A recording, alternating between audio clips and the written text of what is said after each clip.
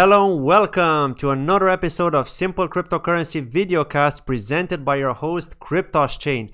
And in today's episode I'll be talking to Robert from the CryptoBenelux YouTube channel on the topic of Holland. And why is Holland an important country when it comes to the cryptocurrency space? So Robert, welcome to my videocast and please introduce yourself for the guest. Hi guys!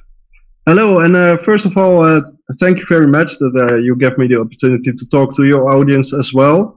I'm Robert, the YouTuber of CryptoBenelux.com. CryptoBenelux is a website providing news of the space, providing tutorials, and explain the crypto space to the Dutch language people. So also Belgium and a little bit of Luxembourg also. And we did this because there are many websites for the English language out there, but not many for the Dutch. But there are, like you said already, there are a lot of Dutchies in the space. And we were like, okay, maybe they have something to know in their own language also, you know? Definitely. And that's why we focus on Dutch language only. But, so you know, so sometimes it's pretty handy if we also use the English subtitles because it's one big world. We don't have borders anymore. You know, crypto is just one country. Actually, Definitely. It feels like one country. Yeah. And I'm especially honored that an English YouTuber called me also for this. So. Again, thank you very much. You're very welcome. You're very welcome. No, and that's the thing. Like some of my audience are also from Holland as well.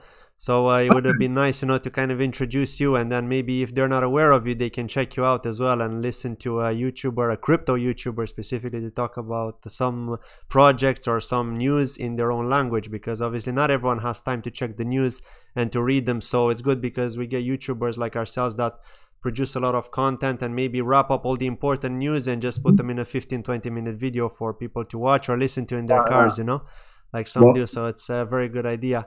So how when you did a research before you started your YouTube channel, were there other Dutch people talking about cryptocurrency? Yeah, of course. But the only thing is they are focusing on one different aspect. Like we have the famous lady out here, Miss Bitcoin, with 3 S's. Show up in the media also in Holland once in a time, but she is basically doing TA. Hey, you hear it? A girl doing TA, and it's the famous YouTuber of Holland. Wow, that's nice. Yeah, and other YouTubers are like more basic, targeting TA. So not really the fundamentals, or not teaching people how to get themselves safe, or how to get to do decent research on their own coins.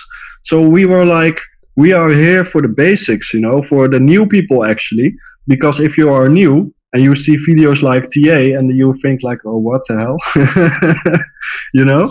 So I think the crowd who is following you, they took already the time to educate themselves in another language. Yeah. So I think your crowd is already advanced, you know, because they take the time to search for news in other types of language. But we are here for the next mass adoption bull run when the new people are coming. And maybe you can remember it by yourself. How did you start? You know, how did you get your information? Yeah. So I actually started when I started back around April 2018. I mean, the bear market already started. It wasn't as bad as it is now. Obviously, Bitcoin was like trading around 6,000, 7,000, something like that, maybe 8,000. I can't remember exactly. But not many people were watching crypto YouTubers back then, because obviously after the crash, you know. So it was a bit of a struggle for me, and I actually took a short break as well. For about 2 months after I did the first few videos. But basically what I was trying to do is try to find a way to produce some unique niche content, different than other YouTubers, but at the same time kind of covering the same aspects as other YouTubers. For example, cryptocurrency reviews, news, things like that, and demos. But I try to do them in a simple way. So I try to explain people as simple as possible to understand, so that you know, people can come to my channel and say, okay, well, if someone else is reading the whole white paper of a project, maybe I should look at CryptoChain because he only goes through the important parts of the white paper, because nobody wants to read all the technical aspect, all this garbage in the white paper, right? I'm not saying some of the stuff aren't very important, but a lot of the stuff there are just like not copy and paste, but almost from other projects. So in my opinion, you know, people get bored. They're like, who cares, man? Just tell me if it's a good project or not, you know? In the first months when I was in crypto, I didn't read the white paper at all. It was like, oh, this has a funny logo. Maybe I should buy this. Oh, this one is cheap. Oh, maybe I should buy this. Yeah. So basically, we are targeting the younger generation, the newer generation. It can be a grandmother also, who is for the first time in crypto. And she is basically like, hey, they ask my public address. What the hell is my public address, you know? And we are targeting like the basics on that. And white paper, the first months they don't gonna read a single letter of a white paper, you know. That's the thing. I mean, they're just gonna watch a few YouTubers. I had an interesting interview with a guy called BitBoy Crypto. His name is Ben, actually, and he was saying that just what people normally do is they watch 5 YouTubers and then they invest in crypto, right? Because to be honest, who has enough time to do all the research? Every single YouTuber says do your own research, never listen to a YouTuber, but the reality is they do listen. Because I remember myself when I first heard of cryptocurrency, I was watching YouTubers, right, to find out the source of information. I was checking Medium articles, Reddit, YouTube, right, because that's where you get the information. You have to be lucky, you know, because in the beginning of 2018, if you are just picking out 5 YouTubers, there are horrible YouTubers out there. Hey, you have to buy BitConnect. It's your last chance to get rich, you know. I remember some people are like, okay, that's my coin. I'm gonna buy it. And so interestingly enough, back then it was quite easy to make money from anything. Basically, any crap coin you could think of, people would say you could get a 5x on these guys. Go all in, 5x, guys. And it would actually go 5x or 10x simply because people are just buying everything, you know. Or when the Bitcoin price was going up, these old coins were also dragged up, you know, together with the Bitcoin price. Absolutely, So okay, so just to go a bit more into detail, so when did you first hear of cryptocurrency, and what was your very first one that you purchased? Oh, your crowd is gonna love this, man. I started in crypto by my younger brother. So my younger brother taught me actually what crypto was back by then, and it was like the autumn of 2017, I think, like in the beginning of the bull run. And he gave me like a couple of thousand Verge. He had like a paper wallet with Verge, and he was like, here, Robert, take your coins, search what you can do with it, and good luck. And here I've got a WhatsApp group. I'll come back to it later. And if you have questions, you can ask them there. Okay, so I was basically Googling and searching, and I was like, what the hell is this? And before I even know that there were exchanges that you can exchange them, or they already went 3x. So I already made profits without even knowing what to do. So then I started with Binance. Somebody shielded me Binance. I didn't know who, but I exchanged them for other coins back and forth. And I was like, oh, this is cool. So I can sell them and buy other coins, and then you make the big mistake. All right, Tron, that's a very cheap one. So I'm going to buy Tron. But in that time, it was the beginning of bull run. So even Tron went 10x. So I was thinking like I'm a professional, you know. And then the bear market started, and nothing works anymore, you know. I hopped from coin to coin, and then I was like, I have to do research. I'm going to do research. Why YouTubers? But then already they talked all the same. They talked the same about the coins, and then I started reading comments, and then it was like, he's a liar, I don't believe him, and that kind of stuff. And I was thinking like, okay, maybe it's actually true. Maybe he's getting paid to say that. So, you know what? I've got this Tron coin. I'm going to visit their website and read the information there. And then I discovered Medium, and I'm going to read the information there. And then I discovered Telegram, you know, and I asking around a bit, and I'm getting involved in communities. And then it all started, actually. Yeah, so I'll go back to the WhatsApp group, and I don't know if you crowd actually heard of the famous Lee Kai. I met Lee Kai actually in that same WhatsApp group, and he was telling me, Robert, please, that Bitcoin of you have to get rid of it. It's not. And I was trading on Yobit and that kind of exchanges, and he said, please, come on, do your research, do something, don't gamble or something. So basically, the group where I was in taught me to look at fundamentals of coins, and then we had a little bit of love for the NEO ecosystem. The most good projects, in our opinion, were there. Yeah. And then I discovered that there was a huge Dutch community in the NEO community. And I was asking myself, okay, we're a tiny country in the world, so why is this Dutch involvedness so big, so huge? And I had an interview with a broker a couple of months ago with Bitcoin Meester, Bitladon, for the English people. Yeah. And they say it's like you see in the music entertainment world also. If you looked at the biggest DJs all around the world, you see everywhere Dutchies. If Dutchies see some technology, they're going to grab it and they want to know every aspect of it because it's in their DNA or something, and it's in the music, it's also in the ECT as well. Yeah. I can't explain it. I went to the NEO, some kind of DevCon. It's like the NEO Loves Amsterdam event in a theater, and it was packed. It was loaded. I met Lee Kai there for the first time also, same time as the Travella team back by then. Yeah. And it was like, imagine a theater where you can place 3K people in it, and it was packed. It was and it was in the beginning of the bear market, and even then packed. Wow. So that's why then I realized there will be coming a next bull run, and I don't want to people get being scammed or something, or making the mistakes the younger generation did. We all know the stories by lost bitcoins, wrong addresses. So I was thinking like there has to be a way that I can provide all the stuff I learned today to bring that over to the new generation, because that's the only thing how you can raise awareness and mass adoption eventually, by teaching and educating people.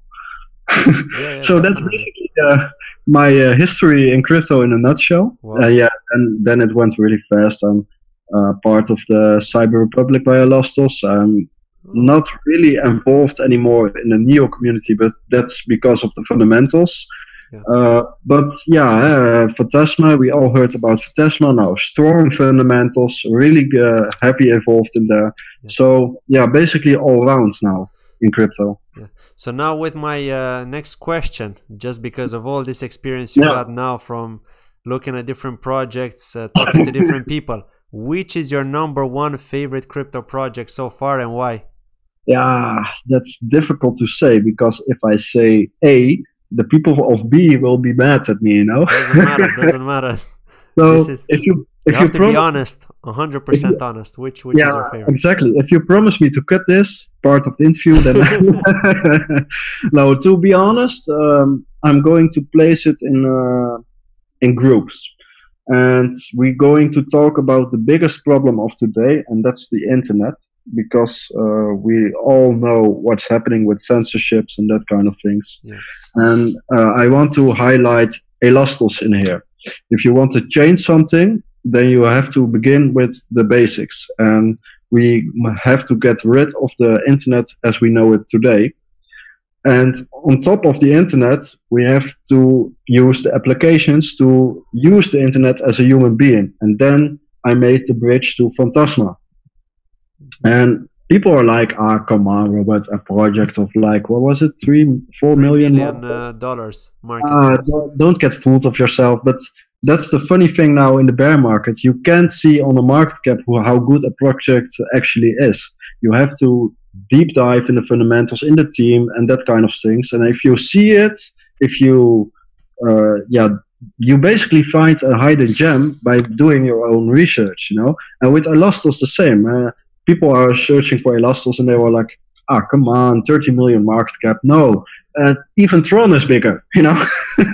So, but it's not about the pricing on CoinMarketCap today. It's about the team and what they're actually doing and what they're actually presenting and creating. It's not about who has the big marketing machine at this moment and that kind of thing. So I've mentioned two already, Elastos and Phantasma, for two different ways, two different problems of today. Yeah, and we have, we can't admit that Bitcoin will be an important feature also in the future, because Bitcoin is the only one who has proven to be the safest network out there for 10 years already. So basically, if you will store value, you do it on the safest method. Yeah. So nowadays, people think like, okay, I want to keep my precious money or assets safe, I'll go to the bank. Yeah. Because it's the only safest option out there. But if you think really clear, then you see that Bitcoin is much, much safer without a third party. I saw it already in Holland. If you do something what the government think it's not right because you're a criminal, but also if you are going to other legal issues, they can froze your bank account. Wow. Okay. Even $100, they can froze your bank account and you can't eat anymore the whole month. Wow. And with Bitcoin, nobody has access to your bank account. You are the only one who can move your funds back and forth. And now maybe for Holland and Europe it's not a big deal, but for countries like Africa, we all see what's in the south of America is happening now. Yeah. People want to be the owner of their own value assets. And Bitcoin is the only, and even the FBI admitted, Bitcoin is the safest network of the planet. Wow. 10 years, never hacked. Yeah, who can say this, you know? Yeah, exactly. So if you want to store something really valuable, you don't want to store it at the bank anymore. You want to store it on the blockchain of Bitcoin. Yeah. Because it's that's the most proven. Secure and it's immutable at the moment. Exactly. At least for now. We never know what's going to happen in the future. If anything could change. Well, but for now, Bitcoin is. Yeah, a professor taught on a presentation. He said, like, if something exceeds to be the best in the last 10 years, it probably will be in the next 10 years also. Yeah. That's if you think about it, the Bitcoin miners, developers, why don't they work for a bank or a high-tech company? Why do they work for Bitcoin? That's true. They see the future in it. That's probably not only the future, because a bank can't pay those people. If you are a good developer, if you make the Bitcoin network secure, you don't have to worry about payments because it's all written out in the basically in the pools, you know, in the smart. Yeah, I want to say smart contracts, but Bitcoin you don't use smart contracts, but it's all basically the one or the group who has invented Bitcoin. It's from another planet, man, because they basically foreseeing in the future about what happened when the hash rates dives, when it goes up.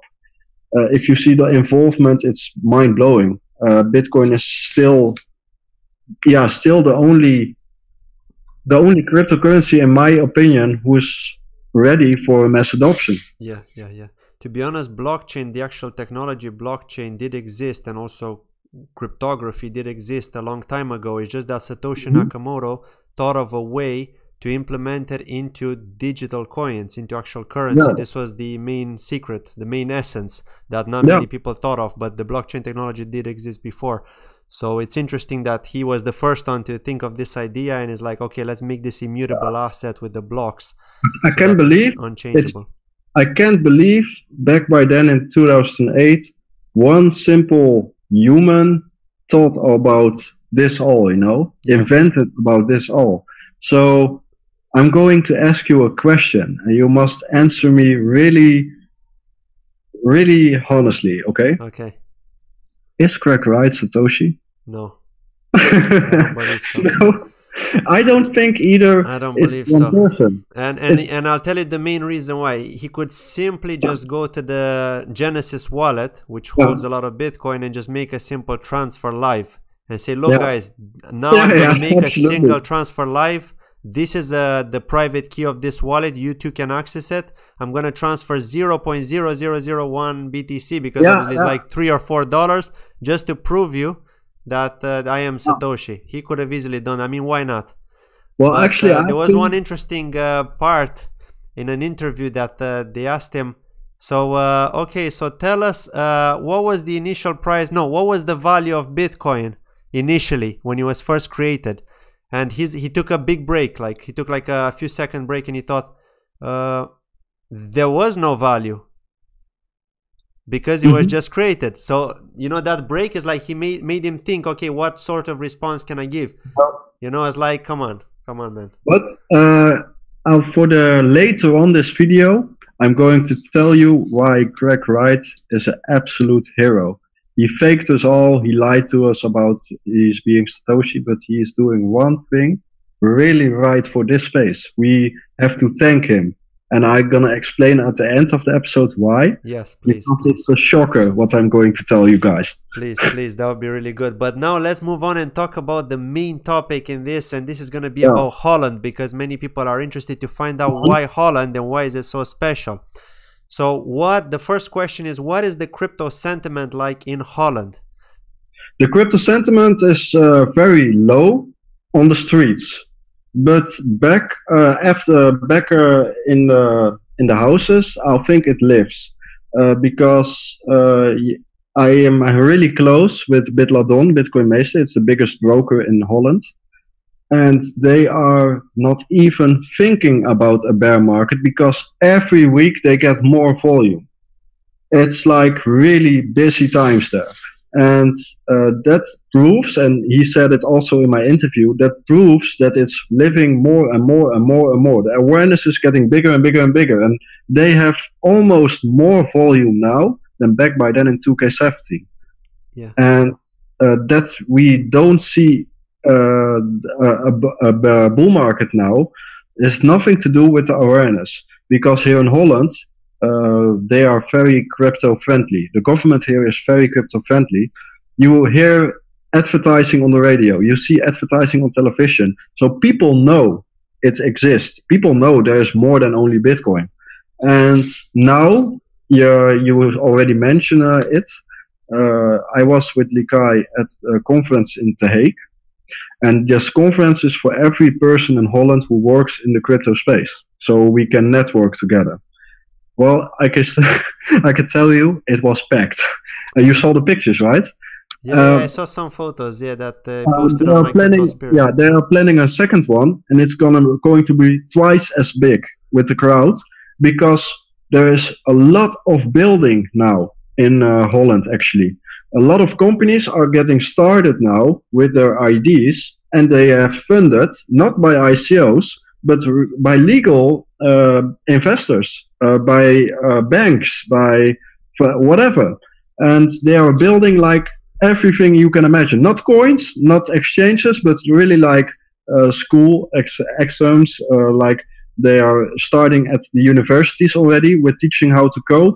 They're starting at the lower schools for the children to teach about blockchain already. Wow. I speak to one of those guys from Unibright, and they are literally every week on one new university in Holland telling their story. Yeah. Making people aware of the blockchain, the cryptocurrencies, and all the things after it, you know. So basically we are not in a bear market, only if you look at the speculation prices, but the awareness is huge because I think in Holland the government is really crypto friendly. I don't know why, actually, because if I look at our government, I really don't am a big fan of our government, but they are like, yeah, whatever, go ahead. No, if you pay the normal taxes, like if you with what you do by stocks also, then no problem, go ahead. Yeah, yeah. So you have like 5 brokers here, exchanges, companies, teaching lessons. One of my friends from my crypto house, the crypto house, is a TA specialist, and he's going to the Chamber of Commerce, and he's getting his own company now and going to teach people how to read TA legally in Holland. Yeah, yeah, yeah. So I think that make the awareness even bigger, because now there are possibilities also to advertise on radio, on TV, but also in education, at schools. So that make the awareness really big. So and we're talking about TA for cryptocurrencies, I guess, not TA Yeah. for stocks. Right? Yeah, trading wise, but also developing wise. The people I speak with, they are going from school to school to school to teach people how to develop code. Yeah. So crazy, Wow. We didn't had this all in 2K17. Yeah. The fundamentals now are really, really, I see it with my own eyes, are really much stronger back then. And we all know it. And even Bitcoin Meester said it loud in my last interview. The next bull run will beat the last bull run. And he already predicted, I'm sorry, Chris from Bitcoin Meester, but he predicted the end of the year a Bitcoin of 35K. Yeah, it's very much possible. I mean, we've heard many YouTubers talk about this as well, and not only TA people, but I mean, it's kind of common sense. If we look at the historical graph and how Bitcoin used to be in the last bear market when there were much less people involved, and how it pumped straight to 20K. Imagine what it's going to be like when everything happens, when the institutional money is involved, private pensions, the ETF gets approved, boom, regulations in China, things like that, like things that could make the cryptocurrency space open to the public. I think when that happens, that's when we're going to see it. In my opinion, I think 50K is going to be a minimum. 50K is going to be an absolute minimum for the bull run. I'll think that I know when the new bull run starts, and that's why Craig Wright is an absolute hero of this moment. In my opinion, you have to clean out the market first with all the bad actors. Yeah. And now people are thinking, but why you are praising the whole Craig Wright? Because he's a scammer. He basically is. Because he is pretending to be someone who is actually not. But I'm gonna tell you what I read today. Today I read that Binance is going to delist Bitcoin SV from their platform. Yeah, I've read about that too. Yeah. And after it, 5 minutes before this interview started, I read that Craig Wright and his companion Calvin are starting a lawsuit against CC and Binance. And then I realized now it's going to happen, because I mentioned in my own podcast also a couple of times, the Fidelity, all those institutional players don't going to get access in the market with all those bad actors we now see. And there's no secret, I talk a lot about it, I'll think Binance is not clearly the good actor as they pronounce to be. No. CC especially, with a lot of others, not only them. And this will be the start of, I think the SEC is watching a whole year. SEC. This guy is not good, this is not good, but they have to wait. They have to wait to catch them all. And I know from some other guys that CC is not allowed to get in the US. Because if he enters the US, they will arrest him immediately, because there's much happening now. Binance is Binance has moved to Malta for a reason. Yeah. But now Craig Wright is going to start a legal issue now with court. So he has to now. He has to.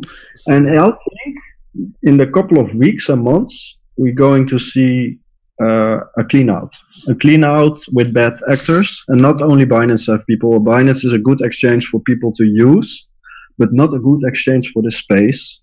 Yeah. Back doors, behind the doors,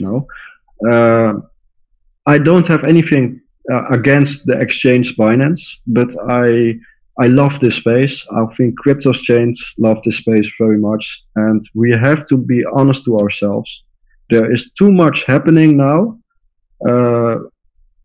Basically, we can lose our money every hour now. Just like that. Yeah, it's true. Because of bad actors, and we need a clean out first before a new bull market starts. Because the guys from Backed, Fidelity, the ETFs, they are not going to take part in a pool of scammers. Yeah, because true. Much big entities manipulate prices. You don't think a Fidelity is coming in to get manipulated, right? Yes. And actually also, what I've heard is something interesting. I'm sorry to derive from the Holland point here, but something interesting that I've heard was the fact that banks are secretly buying cryptocurrencies to be able to sell to the private pension funds when the ETF is approved, because at the moment, without the ETF, private pensions can't buy cryptocurrency legally. So they're going to sell when the price is really high, and apparently the ETF may actually be approved when the price of Bitcoin is really high, so that the banks can sell them. So yeah. Well, no, yeah, but here in Holland, they don't hide it anymore.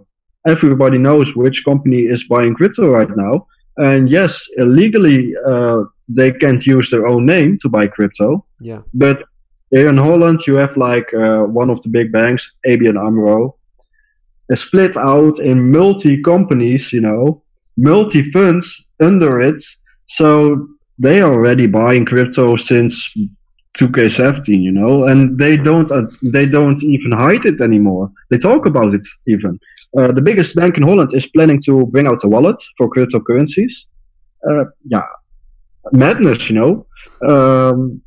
KPN, a royal company in Holland, a telecom provider, hosting a consensus node NEO. They have a masternode from NEO. Yeah. They're running. Yeah, so they're not even hiding in Holland that they are involved in crypto anymore. And yes, if you see the OTC market, it's all-time high. Yeah. If you look at the OTC market, you think like, oh, we're back in 2K17, you know? Yeah, because you see huge trades taking place. I mean, with Switcho's OTC market, Switcho, which is the hybrid exchange. I don't like to call it a decentralized exchange because it's not. And even Jack, you admitted that they're not. And actually, now they've got this OTC functionality, and any trades that are over 5K can be done on Telegram with a third-party escrow. And they're actually trusting Tom Chili's OTC, which was the old Cryptoholics one, which is now renamed to Switcho OTC Market. They're basically trusting all those admins because they're admins from other NEP5 projects, which are the tokens on the NEO blockchain. So it's quite interesting to see something like that, you know, this kind of turnaround. So yeah. But anyway, to continue on about Holland, lately what I've noticed is that many startups based in Holland, which held token sales in the past, they've started to create their own products. Like, for example, we own CHX with the ticker symbol, or LTO as well is one. So what drives these companies to Holland, considering the high taxes in Holland? Because I know if you work in Holland, you have to pay like a lot in tax, something like 40% or something, no? Absolutely. So what is the reason that these companies are attracted to Holland? Is it the employees that are Dutch? And what is the real reason why they're not moving to other countries, like Malta, for example, where there's a tax haven? Well, Malta is a different country, but like, okay, it's expensive in Holland. We've got a censored tax regulation, but hey, like I said already, the country is crypto friendly, so you don't have to be scared for legal issues and that kind of things. You can take, I can't find the right English word, but you don't have to be afraid from the government. And that's very important, that you can go home and, you know, tomorrow I can go to work again without being handcuffed or something, you know. That makes sense. Yeah. That's mostly the most important thing in crypto right now, trust. And here in Holland, the government is not watching to make new laws against crypto. They are like, okay, everything goes well, they pay taxes, they do everything right, you know, with paperwork also, so they protect them basically. That's how it is. You can even hire people legally. You can do everything what you like. If you're ICO or whatever you do is legally good in the opinion of the government of Holland, you can do everything like a normal supermarket or a normal butcher or something. And that's maybe the most important thing, because it's not only about where's the cheapest place to build your company. No, it's where's the safest place to build your company. And to be honest, ICOs getting a hard cap of like 20, 30 million. Well, in Holland, it's basically enough to run a whole project. So, wow. Yeah, why not? So basically, they're happy to take that hit in terms of tax, but to feel safer, to be able to sleep well at night, rather than, yeah, I see what you mean, rather than take a risk. But also to protect your investors, because you can't go to Malta, but every company who is moving to Malta is under a glass of the SEC now, because companies who moved to Malta, not only crypto companies, every kind of company who's moving to Malta is being watched. Mm-hmm. Okay, it's cheaper, you don't pay taxes, but they are watching you. And Gibraltar as well. Yeah, also as well. But not only in crypto, even if you have like a normal company and you moved over to Malta, oh, definitely they watch you. And in Holland, okay, you pay tax and you pay high tax. I must be honest on that. But it's safe. The government provides you the safetiness. It's legal. And the legal is the right word here, because without legalness, we don't have progression in the space. Yeah. Now, at the end, we all dream of decentralization, but we all understand as well, look at Switch.io, we are not ready for it yet. Yeah. So we need safe basics. That's what makes Holland a perfect starting location, I think. But also the rest of Europe, Germany as well, and Portugal as well, and Spain as well, because Europe is basically one. Not in every opinion it's right, but for crypto, let's talk about crypto today, it's right, because if you go to Switzerland, a lot of crypto companies, but Switzerland is also a little bit tricky with taxes. But for Tesla, for example, is based in Portugal. Yeah. No problem at all. And yeah, in Holland, it's like an epic center in Europe where all comes together. You have like Schiphol. It's a crossing point of world traveling. So Holland is basically like a crossing point for the whole world to come and enter. And Portugal is like more away from it. Yeah. So a company with like people working from all over the world, let's take Effect.ai, for example, a NEP5 token. Yeah. They have people like from the US, they have people from like other countries. So it basically makes sense that they are pointing at Amsterdam because it's a crossing point for airplanes. Mm-hmm. Holland is basically also for networking under the ground. Google is building a lot of data centers in Holland right now because it's under the ground, a crossing point also of cables from all the world. So I think geological and legal issues, Holland is the best for the companies who wants to best for the investors. If you want to have cheaper prices and you don't want to pay taxes, okay, go to Malta. But if you go to Malta, I'm sure they're going to hunt you sooner or later. Yeah. Nice. No, I mean, this is really true. And actually, just to give a shout out as well to one of my colleagues, his name is Giovanni. He's probably going to watch this video when I'm going to tell him tomorrow, after I upload it. Basically, we went to Belgium together for this event. And Belgium and Holland are quite similar in this aspect. And he was telling me he was really surprised. He's from Latin Don't say America. anything in Belgium. Yeah, and he was really surprised. He told me that a country is rich when a person can steal, but they don't steal. They choose not to do it. Yeah. So actually, what he told me is actually something really important, because we could see that with countries like Holland, with Belgium, with Germany, with Scandinavian countries as well. They've got a really good reputation. Now, I'm not saying that there aren't places where if you leave your bike, it's not going to get robbed, right? It is going to happen, right? And I promise you, if you leave your bike in Amsterdam, and you're watching for 5 seconds away, he's gone. I promise you. Yeah, I've heard that you need to have a receipt actually with your bike. No, you need to have the proof that you're the owner, because if the police can stop you and ask you for the... Yeah, well, they don't stop a bicycle when you are driving on the bicycle, but if you are like doing this and searching for a key, they will definitely stop you. Okay, so before we go to the next question about Holland, I just wanted to ask you, who do you want to give a shout out to? Many people, man. I know a lot of people from the NEO community is watching you. Now, you called already Tom Chili. Tom Chili is an awesome guy, and he's working really too much for the space. He deserves some rest too, you know. Yeah. But also Bill Petridis. I don't know if I announced his name right. Gosh, I don't know. Does this guy even sleep? Yeah, I don't think so. I don't think so. I always see him online. If I log in at night before I go to bed, he's still online helping people. Yeah, crazy, you know. But especially in these times, I want to give Tyler Swope a shout out also.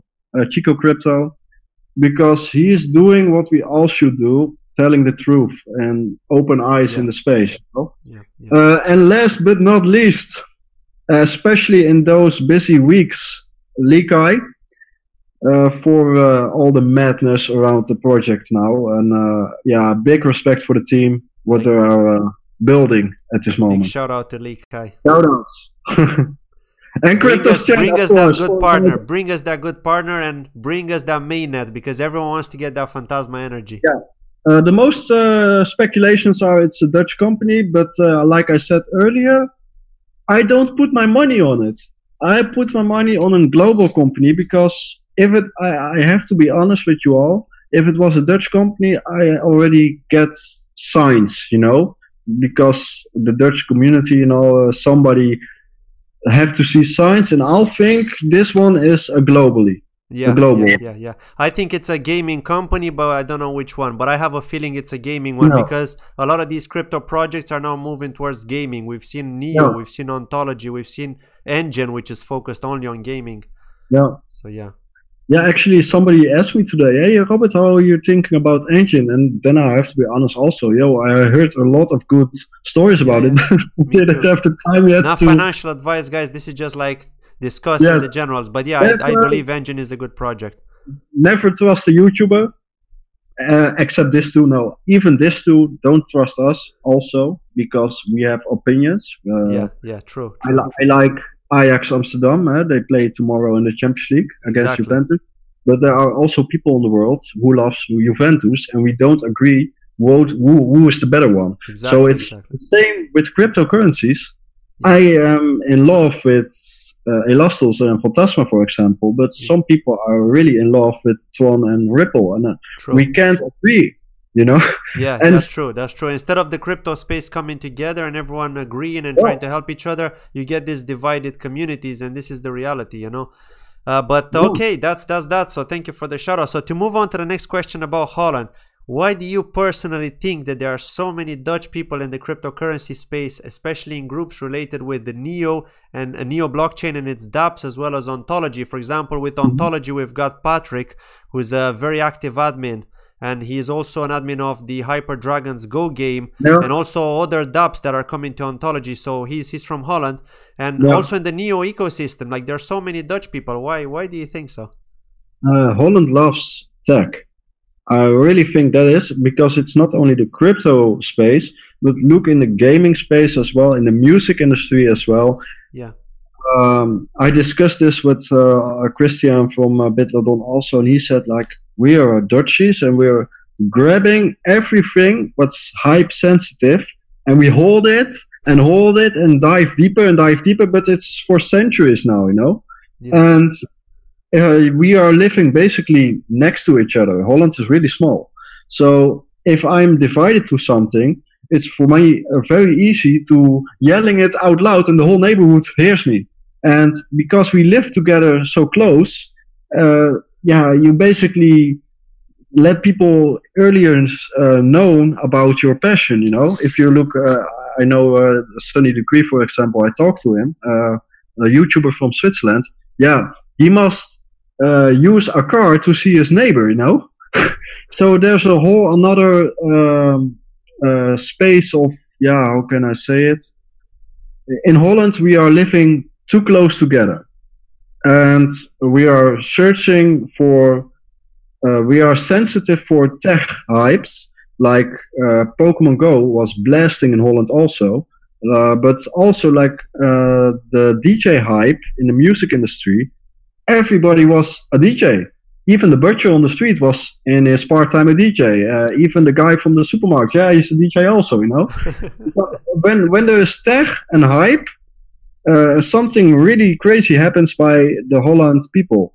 So I can't explain why, but I can tell you, even with crypto, it's really living now. And even when the prices did this the last year, the attention did this in Holland. And Yeah. so that's really strange. But I see a lot of Dutch Telegram admins also everywhere. Yeah. And that's because really what I told, they are divided. They want to do something, you know, they have those passion and they want to learn. A Dutchman wants to learn pretty quick. But then when you learn the most, when you teach other people also, like me, when I started with YouTube, I don't even started with CryptoBenelux. I started with no name actually for some illustrious depths in the English language. Yeah. But then you, before you making a vlog, maybe you can recognize it. Yeah. You want to do it right, so you dive even deeper in a project to making the vlog perfect. And for an admin also, if someone asks a question, you always want to give him the right answer. So how do you do that? To dive deeper. And that's what, yeah, basically everywhere you see that the Dutch community, even if they are not TG admins, they do something. They, even as community members, they answer questions, they making stickers, they making Medium articles. They want to do something. That's, yeah, I don't know. I can explain it. And I think this is where the trust aspect comes from, like you were saying earlier, that if people are acting in a trusted fashion and you can trust them, then obviously the projects can also be trusted. They're less scammy because of the Dutch regulation that you've got, you know, and things like that. So it's like people trust them more simply because they prove that they can be trusted. You know, this is what I'm trying to get to. Yeah, but if a project is scamming in Holland, you know it within 1 hour, because like I say, Holland is really close. So if something is not right, you know it within a second, and that's basically some kind of protection. Also, the Dutch community is very critical. Also, if something is not right on your project, then you have to do a lot of things to get the trust back, you know? Yeah. So if you screw up in Holland, then basically the whole world will know in 1 minute, you know? Because that's a good thing also. Yeah, definitely. Do you think you'll see a lot more companies opening up blockchain-related fintech departments, or I don't know, maybe like existing companies? Would you reckon they're going to open more blockchain-related departments, or new companies would come in the picture which are going to work specifically with blockchain by 2020 in Holland? Yeah, absolutely. It's already starting. Like I mentioned, the meeting in The Hague.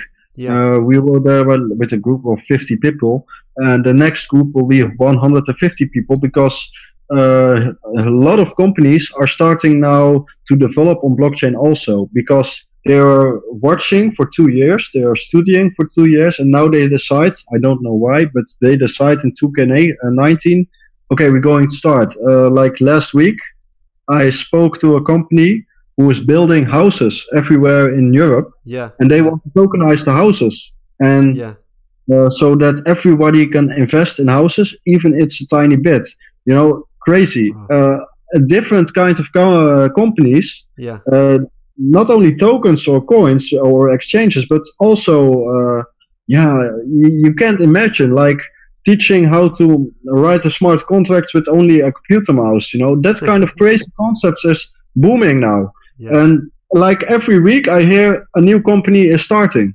and not only companies with a brand new name, but also companies like KPN, is exploding now to make build even more features on the blockchain. So yeah, it's now really exploding, and I think you mentioned 2020. I think it's doubled. The companies we see now, it's doubled. Wow, yeah. Wow. So just to move on to the final question there, this is not about Holland, it's more about what your opinion is. When do you think we'll see the next bull run? Regardless of what people tell you, just like your personal opinion. Like I said already, we need to clean out. So yes, we're going to see a big recession.